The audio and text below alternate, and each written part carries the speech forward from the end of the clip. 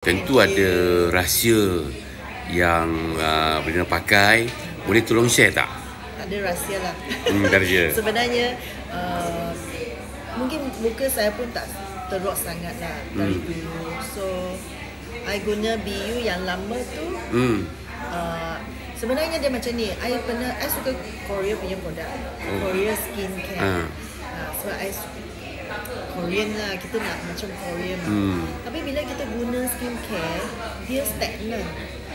Dia tak memberi result sebab muka tak teruk so dia stagnan. Tapi bila I switch to BU, hari demi hari you nampak dia membaik skin you because of ada air kan.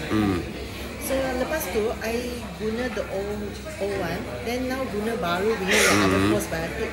Lagi hebat lah. Dia lagi ada macam repair, lagi moisture. You boleh tengok prestasi dia menaik. Ada perbezaan. Compare to skincare yang I guna dulu memang stagnan.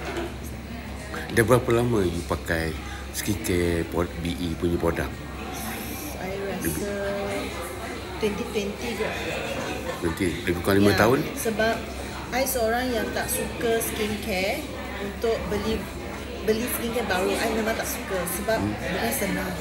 Kita takut juga muka kita tak ada no problem kan. Kita nanti tukar nanti ada problem. So I takut. So masa tu JOB kita boleh hands on. Dari sana I jatuh cinta. Sebab dia sangat soft.